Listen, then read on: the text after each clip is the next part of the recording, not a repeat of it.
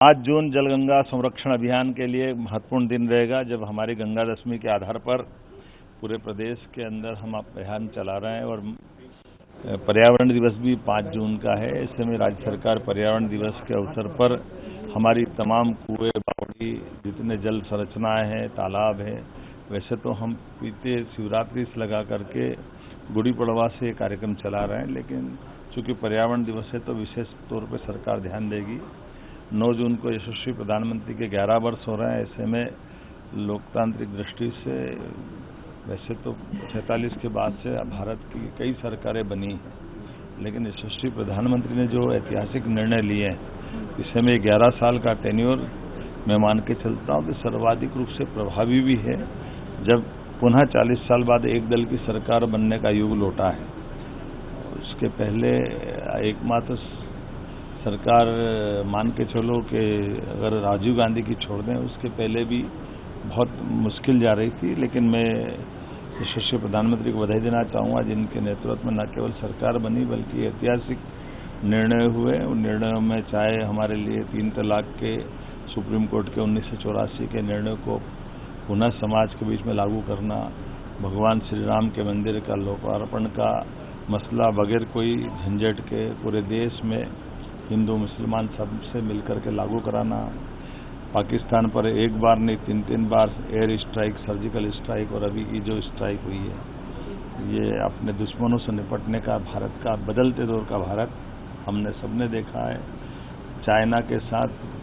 Border पर खड़े होकर के हमारी सीमा की रक्षा भी करना, और डोकलाम से लेकर के भूटान जैसे पड़ोसी को भी चाइना के साथ होने वाली घटना में भारत की भूमिका का बड़ा रोल अदा करना, जीएसटी लागू करने से लेकर के कई सारे बदलाव, बदलते दौर में भारत 11वें नंबर से आज 4थे नंबर की अर्थव्यवस्था बदला। 25 तारीख को आपातकाल का काला दिवस के नाते से तो लोकतंत्र के लिए सच्चे अर्थों में संविधान के लिए सुप्रीम कोर्ट को जो कांग्रेस ने मजाक बनाया था, ऐसे में जनता ने आपातकाल का बदला लेकर जो निर्णय किया वो अद्भुत था।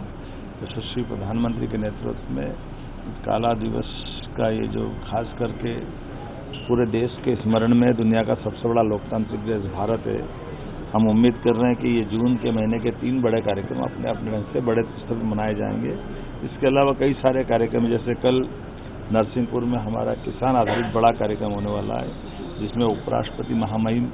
श्रीमान धनखड़ जी आ रहे हैं, जो हमारी कृषि आधारित व्यवस्थाओं के लिए, कृषि यंत्रों के लिए,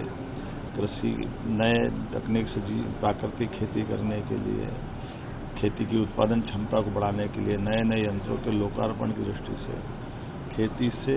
कृषि उद्योग समागम, उपज से कारखाना और कारखाने से रोजगार,